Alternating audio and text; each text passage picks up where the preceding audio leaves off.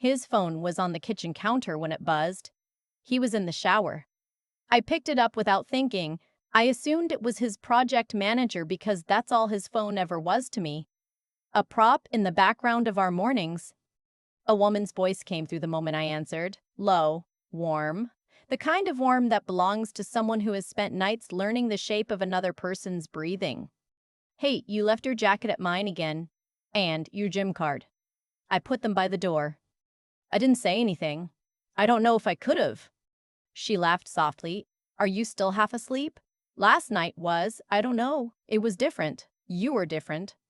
I ended the call. I set the phone back down exactly where I found it. I went to the stove and I stirred the oatmeal that was still cooking on the back burner. I turned the heat down. I watched the small bubbles break on the surface, one after another after another. Somewhere above me, I heard the shower shut off. His footsteps crossed the upstairs hallway, the familiar creak of the third floorboard, the sound of the closet door, the sound of our marriage. I had known my husband for 11 years. We met at a fundraiser for the Children's Hospital in downtown Vancouver when I was 31 and he was 34, and neither of us was looking for anything except a free glass of wine and a reason to get through the evening. He had laughed at something I said, not politely, genuinely, and something in me had shifted. I remember thinking, this is what people mean when they say you just know. His name was Callum. Not the one from the list, a different Callum, a real one mine, an urban planner with the city, methodical and steady, the kind of man who remembered to call his mother every Sunday and always knew where the car keys were. I built my entire sense of safety around the fact that he was boring in the best possible way. When he came downstairs that morning, I handed him his coffee. He kissed me on the cheek. He said, "Thanks, love," and sat down at the island and opened his laptop. I watched him from the corner of my eye. The way he scrolled, the way he sipped, the way he was completely, utterly normal. And I thought, is this what it looks like? Is this just what it looks like from the outside? I didn't confront him that day. I want to be honest about that. I could tell you I was gathering information, being strategic, planning my next move, but the truth is I was terrified. 11 years, a mortgage on a house in East Vancouver that we'd gutted and renovated ourselves, 2 cats. A trip to Portugal already booked for March. I was terrified that if I said the words out loud, I could not take them back. What I did instead was listen. I started paying attention in ways I had stopped doing years ago, somewhere in the comfortable middle of a long marriage. I noticed that he was going to the gym on Tuesday and Thursday evenings now, which was new. He'd always been a Saturday morning person. I noticed that he kept his phone face down on his nightstand, which he had never done before.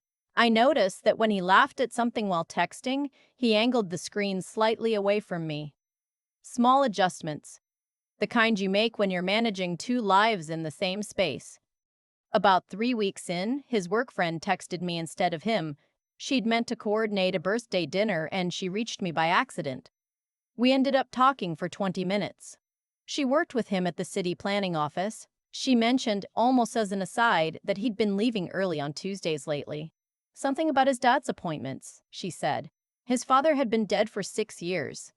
I thanked her. I told her I'd pass along the dinner details. I sat in my car in the parking lot of a Loblaws on Cambie Street and cried for about 4 minutes. Then I stopped. I drove home. I made dinner. By the time February came, I knew enough. I knew her name because he said it once, just once, on a phone call I wasn't supposed to overhear. When I came back inside from taking the recycling out and he was standing in the hallway with his back to me, he said Nadine in a tone that had nothing to do with work. Quick, low, intimate. The kind of syllable you don't say that way unless you've said it in the dark. Nadine. I turned the name over in my mind for days. I didn't know her. I had no framework for her. She wasn't from our social circle. She wasn't a colleague I'd met at a Christmas party. She wasn't a name from any story he'd ever told me. She existed in a compartment of his life that I had never been invited into and apparently had not needed to be, because apparently the compartment had been sealed off for some time. I found out how long, eventually. That was the part that broke something open in me. Not the affair itself, but the duration. 19 months. I found the beginning of it in a receipt I wasn't looking for. A dinner charge from a restaurant on Granville Island in July of the previous year. Two people on a Tuesday. When he'd told me he was at a planning board meeting that went long, I cross-referenced the date in my head and realized it was 2 weeks before our anniversary. We'd gone to Whistler for our anniversary. He had seemed completely present. He had held my hand at dinner. He had said he felt lucky. Lucky. I need to pause here because I want you to understand something. Up until this point, I was in pain, but I was functioning. I was going to work every day. I'm a licensed insolvency trustee. I run a small practice in Burnaby. I was seeing clients, filing documents, returning calls. The emotional part of my life had gone into a kind of suspended state while the practical part kept moving. I know how to separate things. It's the job. What I was not prepared for was what I found when I started looking at our finances. I found it by accident, which is how you always find things you were never meant to find. I was looking for a property tax receipt that I needed for a client file. I'd mixed up a folder and I opened what I thought was our joint savings statement. It wasn't. It was a secondary account in his name only, one I had never seen before, that had been opened 14 months ago at a different branch of our bank. $63,000. Transferred in carefully over time in amounts small enough to avoid triggering anything. I stared at the number for a long time. Then I went to our joint investment account, the one we'd been building for years, where we put the maximum TFSA contributions every January, where we had been saving for retirement, and I ran the numbers backward against what I remembered our balance being. The money had been moving for over a year. Now, I need to explain something about my job, because it matters. As a licensed insolvency trustee in BC, I spend my professional life inside the financial wreckage of other people's lives. I know what hidden transfers look like. I know what it means when money moves in patterns that don't match income, when accounts appear and disappear, when someone has been quietly building a separate financial reality alongside the shared one. I had sat across from dozens of clients who had been blindsided by exactly this. I had always, in the private room of my own arrogance, thought I would see it coming. I had not seen it coming. He was planning to leave. That was the only coherent explanation. Not just to leave the marriage, he was planning to leave with the money. To leave me holding a mortgage and a joint tax liability and the carefully preserved ruins of what I had thought we were building together. I closed both statements. I went to my office, closed the door, and called my friend Harriet. Harriet is a family law lawyer in Kitsilano. She has seen everything. She did not react with shock when I told her what I had found. She reacted the way a good lawyer reacts. She said, "Okay, don't touch anything. Don't move any money. Don't close any accounts. Don't let him know you've seen it. Can you meet me tomorrow?" I met her the next morning at a coffee shop on West 4th. I brought printed copies of everything I had found and a notebook with 14 weeks of observations. Harriet looked at the notebook and then looked at me in a way that I recognized. It was the look I give clients when I understand that the damage is real and that the work ahead is serious. "You were building your case before you even knew you were building a case," she said. She referred me to a forensic accountant named Walter, semi-retired, methodical, the kind of person who finds things that other people have decided aren't there. I met with Walter twice. On the second meeting, he showed me a transfer trail that went further than I had understood. There was a numbered company registered in Alberta, a shell, created 18 months ago. The 63,000 had passed through it. There was also the suggestion of a second company, harder to trace, possibly connected to a federally incorporated holding structure. He was careful about what he said he could prove, but what he showed me was enough. My husband had been preparing to walk away from our marriage with money that was partly mine, through a structure specifically designed to make it hard to find. I sat in Harriet's office 3 days later and asked her what my options were. She laid them out carefully. I could file for divorce immediately, triggering asset disclosure obligations under BC's Family Law Act. I could wait and gather more documentation with Walter's help. Or I could confront him, which, she noted, was my right, but would likely accelerate his timeline and give him the chance to move the remaining assets before we had a full picture. I chose to wait. That was the hardest 6 weeks of my life. I shared a bed with him. I ate dinner with him. I watched television beside him on Sunday evenings, and I answered when he asked me how my week had been, and I said, good, and asked him the same, and he said, busy, and we were, from the outside, a completely unremarkable long-married couple in a house in East Vancouver. Inside, I was becoming someone I had not been before. There is a particular kind of clarity that arrives when you have been hurt in a way that is both personal and practical.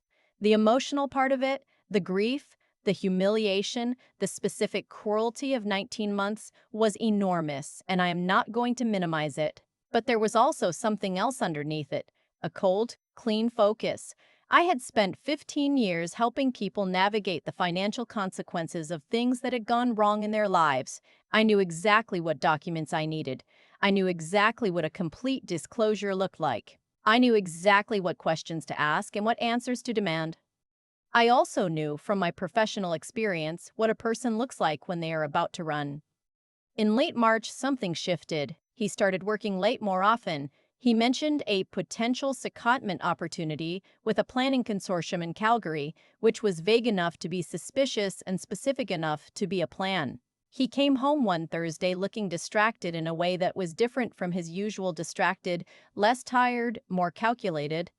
I called Harriet that night from my car in the alley behind our house. I think he's accelerating, I said. She said, then we move. The documents were filed the following Monday. The family law application, the notice to the bank, the freezing application that Harriet had prepared targeting the numbered company in Alberta. I had given Walter 2 more weeks at that point, and his report was 34 pages. It was very detailed, it was very thorough. I was at work when the process server reached my husband at his office in the city building on West 12th. I did not see his face when it happened. I found out later from his colleague that he had gone very quiet. He came home that evening. I was in the kitchen. The dynamic was completely different from every evening before it, and we both knew it. You've been gathering all of this for months, he said. It wasn't a question. Since February, I said.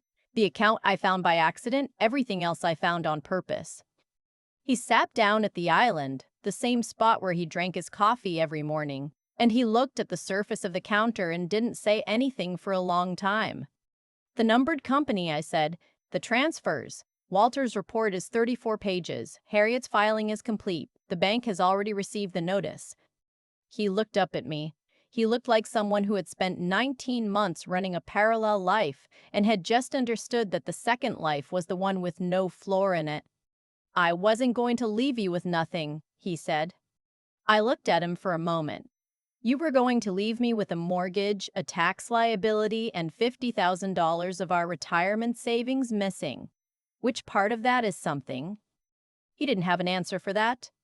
The next 4 months were not easy. I want to be honest about that too. A divorce in BC, when there are significant assets and disputed transfers and a forensic accounting report in the file, is not a process that moves quickly or quietly. There were lawyers and mediators, and a very long afternoon in a boardroom on Burrard Street where my husband and his lawyer sat across from me and Harriet, and we went through every line item in Walter's report together. My sister came up from Victoria when she found out what was happening. She was upset, not at me, but in the complicated way that people get upset when something they believed in turns out to not be real. She had liked him. She said so. More than once. She said she didn't understand how she had missed it. You didn't miss it, I told her. He hid it. The final settlement included the return of all transferred funds with interest. The house was sold. We split the equity. I took a larger share of the TFSA accounts to account for the documented withdrawals. The numbered company in Alberta was dissolved and the related holding structure was referred to the CRA for review. I didn't pursue it further than that, but I made sure the referral was on the record. He moved to Calgary 4 months after the settlement. I don't know if Nadine went with him. I don't know. And I've stopped trying to figure out which parts of those 19 months were real and which were performance, because that calculation has no end and nothing useful at the bottom of it. What I know is this. I kept the houseplants. I kept the cats. I kept my practice, my clients, my name. I took a long weekend in September and drove up to Tofino alone for the first time in years. And I sat on the beach at Cox Bay in the rain and I didn't feel destroyed. I felt like someone who had passed through something and come out the other side still recognizably herself. There is a version of this story where I tell you I saw the signs and I ignored them, and that's the cautionary tale. But that's not quite right. I saw some things and I didn't understand what they meant.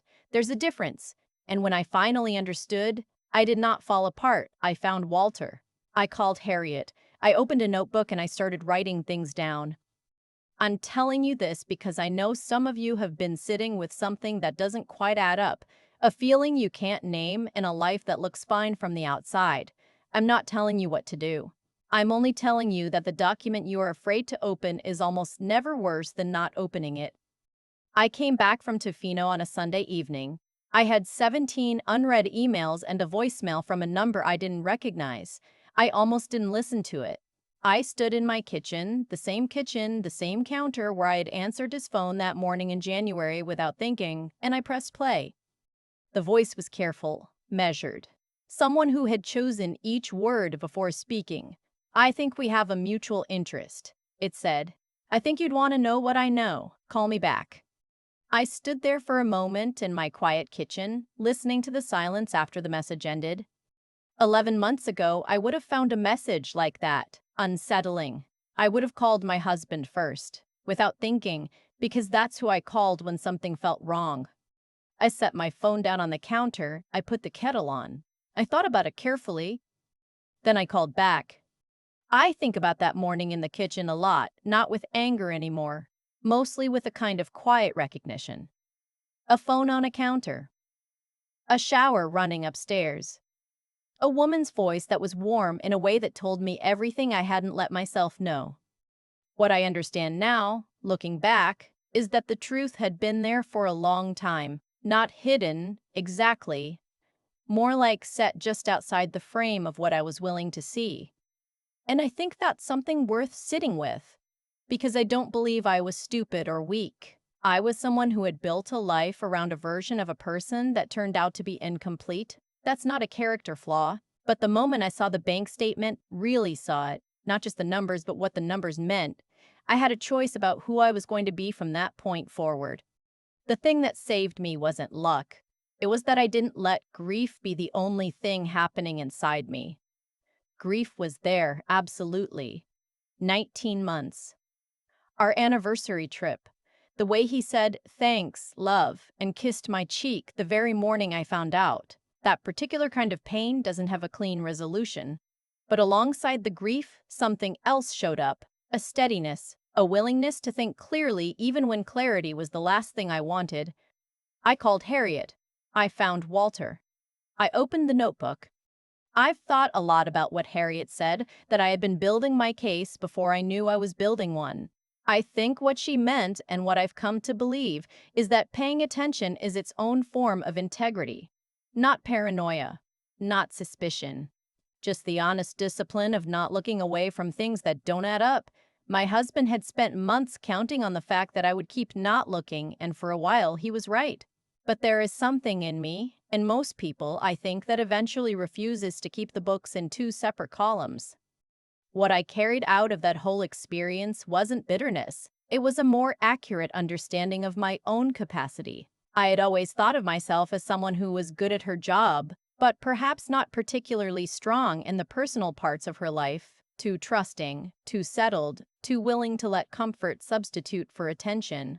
What I found out is that those qualities aren't permanent. You can be soft in one season and clear-eyed in the next. The same intelligence I used every day for my clients, the methodical thinking, the refusal to accept incomplete information, the ability to hold steady when the numbers tell an ugly story, that intelligence was available to me in my own life too. I just had to choose to use it. The settlement came through in late autumn. I signed the papers on a Tuesday morning and drove straight to work after, because I had a client meeting at 10 and life was continuing regardless. On the way, I stopped at a Tim Hortons on Kingsway. Not for any symbolic reason, just because I wanted a coffee and I wanted a moment to myself before the day started. I sat in my car and drank it and thought, I am okay, not triumphant, not destroyed, just okay and still here and capable of whatever comes next. The voicemail from the unknown number is still in my phone. I did call back. What came from that call is a different story for another time. But I'll tell you this much, I answered it without fear, and that was new.